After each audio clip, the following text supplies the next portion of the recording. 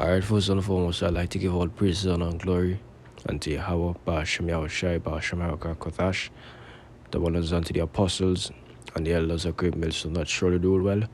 Peace and blessings unto the Akim through the four corners of the world that continue to push this good news, the truth in all sincerity, and with all diligence. This is Martin from GMS Street at Camp West, coming through the Spirit and the power of the Lord to do another lesson to edify the Lord's flock. And this one gonna be the reason called the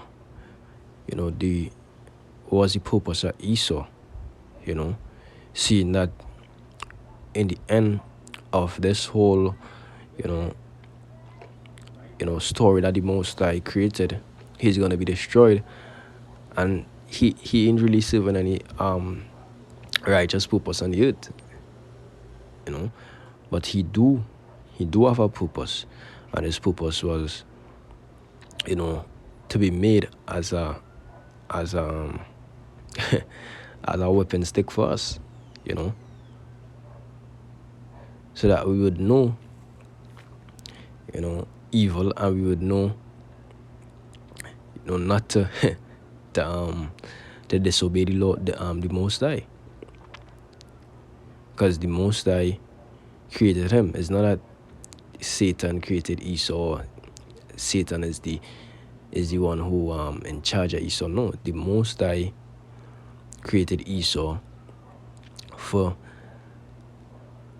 a purpose, and the purpose was, let me read our precept first. Proverbs 16 and verse 4, it says, Yahweh had made all things for himself. So the Most High made Esau to serve him, to serve his purpose. It's not that, Satan had according to these heresies that these Christians spread, Satan disobeyed the Most High, and he took a third of the angels and left, and he rebelled against the Lord, and now he working in the souls of men. That is comic book thing. The Most High created Satan as he did these Edomites, and they both serve him. They both take orders. If you don't believe it, you could take the book of Job, for example, where Satan went to ask the Most High permission to afflict Job, and he did grant him permission. Now it says, Proverbs 16 and verse 4, it says, Yahweh had made all things for himself, yea, even the wicked for the day of evil. And who is the wicked? The Edomites. He explained that in countless amount of videos of how the Edomites are labeled as the wicked. It says, even the wicked for the day of evil. And when is that day of evil? That day of evil could be any time. Any time that the Lord, wants to send evil upon this earth. Because the word evil just means bad time. So, for example, slavery, that could have been a period of evil, 70 AD, in the time of Antiochus and Epiphanes. All those were evil times. The Lord created them to serve that purpose, to put us back in check. You understand? But let's read. Go back to that precept that I was on. Isaiah 45 and verse 7. It says, I form the light and create darkness. I make peace and create evil. I, Yahweh, do all these things. So it would have people stating that, where was God during the time of slavery? He was the one who not watch it and allowed it to happen. He was the one that gave the orders for it to happen, because of rebellion. And that is the thing with Jake. Only God could judge me. And when the Lord judging you, when the Lord when the Lord said to judge you fucking niggas, you prayed and you're saying, how the Lord and answer my prayers? Because you're getting judged. You're getting judged. That is it. You're receiving your judgment. When your parents keep speaking to you, right? You get in trouble, they keep speaking to you, they keep warning you. You think when they say, alright, it is enough, and they start to cut you as you feel you could beg them to stop? No. When they find it's enough, when they think, alright, you've been punished enough, whether it be licks or whether it be you get banned from something, then they would say, well, yeah, that is enough. You can't beg them for it to be over. And it's the same thing with the Most High. You talk about that in Hebrews. That's not. I'm gonna see if I could find it. I think it's Hebrews 10. Let me see.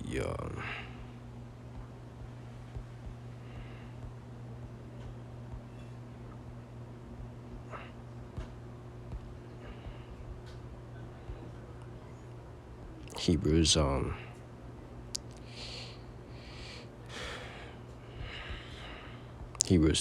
12 on verse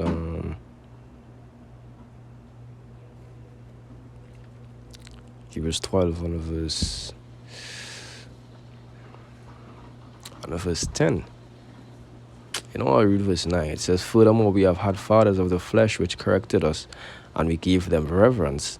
Shall we not much rather be in subjection unto the Father of spirits and live?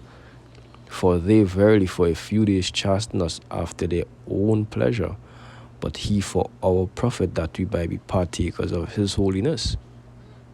You see? So it's the same thing. The Father dealeth with us as sons.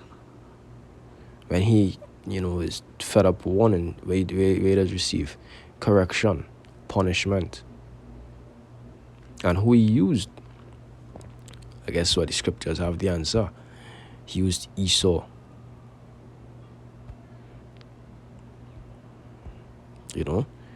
He used for that time of evil against us. He used the wicked, as the scripture said in Proverbs 16 and verse 4. Yea, even the wicked for the day of evil.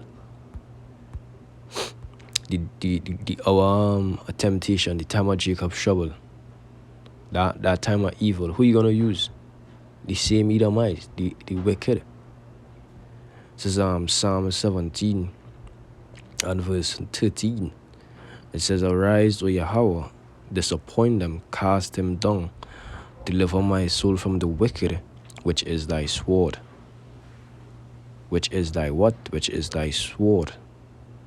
I think in Isaiah 13.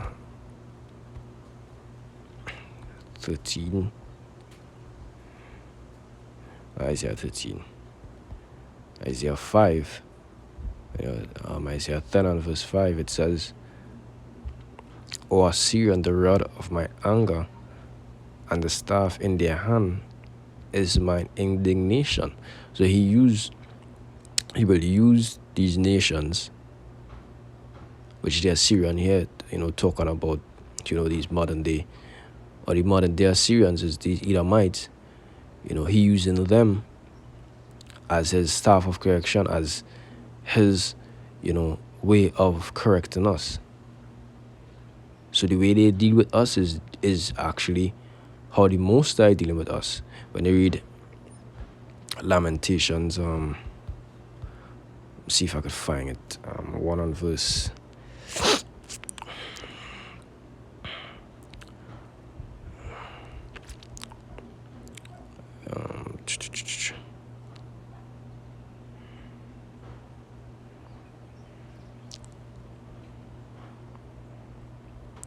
Let's see, 1 is.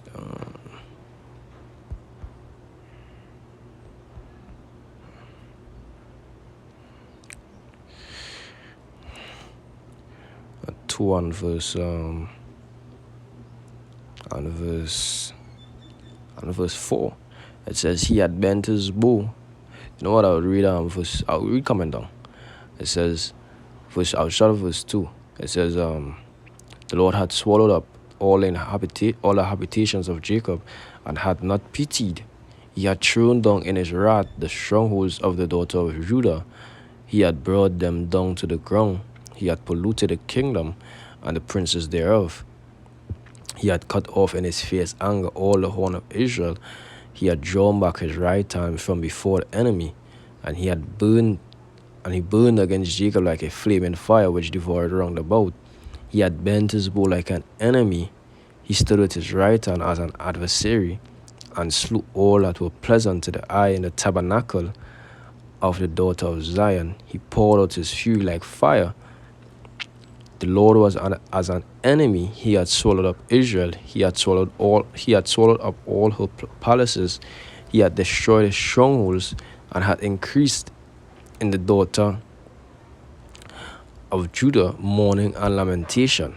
And this was during the time of Jeremiah, which was when I think it was the Babylonians were ruling. It says the Most High was like an enemy, and all these things he did were by the hands of who? The Babylonians. So, like as I said before, how these nations move with us is how the Most High actually move with us, because the Most High is in control of them. Yahweh Hashem Yahushua is in control of them. And it's the same thing with Esau. The slavery that we were, the hardcore slavery that we were dealt by the hands of Esau was ordained by the Most High, even before we transgressed, because he told Moses, this is what's going to happen to these people if they don't hearken unto my words.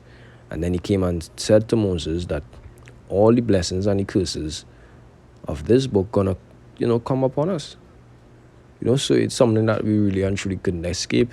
It was just as we know it today, as for us to be wise, was used as a lesson for us to know good and evil and the reward of both. Understand? So I was reading in the where was last? Psalm 17 and verse 13. No, it was in Isaiah. Isaiah 10 and verse 5, it says, O Assyrian, the rod of my anchor, the staff in their hand is mine indignation. I will send him against an hypocritical nation, and against the people of my wrath will I give him a charge to take the spoil and to take the prey and to tread them down like the mire of the streets. So the Lord used these nations, to as a dealing with mainly Esau, as a whipping stick for us. As a way to correct us from transgressing. But in the end, he's gonna be destroyed. As the scriptures say, I have laid a snare for thee, and thou wast taken. Because Esau didn't realize that it was a trap. He grew proud. He wasn't afraid to touch the Lord anointed.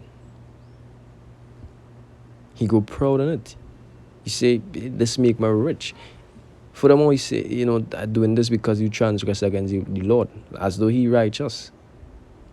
The scriptures talk about when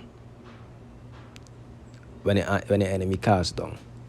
You don't rejoice over your enemy. I think, let's now read our precept, Micah 7 and verse 8. It says, rejoice not against me, O mine enemy, when I fall, I shall arise. When I sit in darkness, Yahweh shall be a light unto me. But what Esau did, not Esau alone, but mainly Esau, he grew so proud that he, think to himself that he could fight against the Lord. It says, rejoice not against me, O my enemy. When I fall, I shall arise. When I sit in darkness, Yahweh shall be a light unto me. I will bear the indignation of Yahweh because I have sinned against him, until he plead my cause and execute judgment for me. He will bring me forth to the light, and I shall behold his righteousness. So they're thinking, that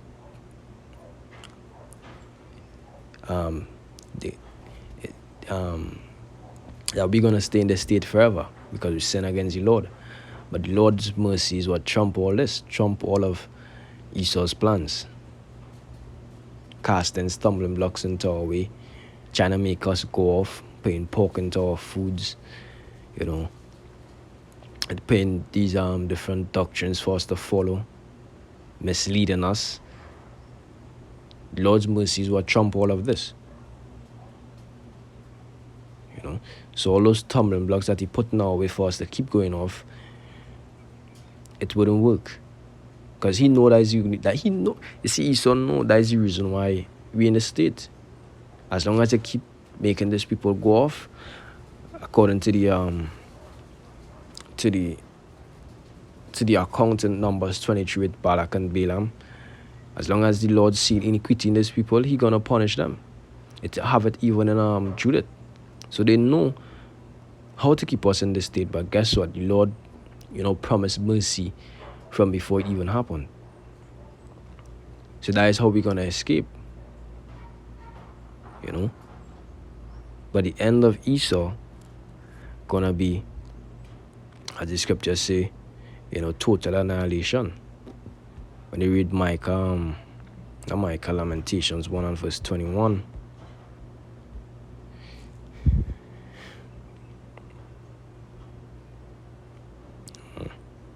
Yeah, 1 and verse 21, it says, they have heard that I sigh, there is none to comfort me. All my enemies have heard of my trouble. They are glad that thou hast done it.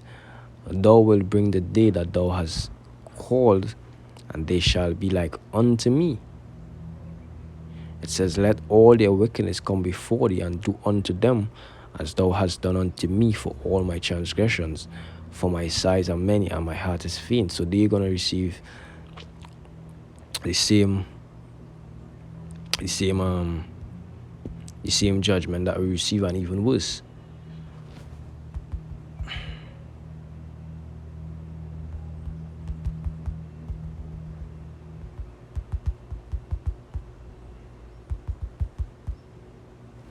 Hey, man.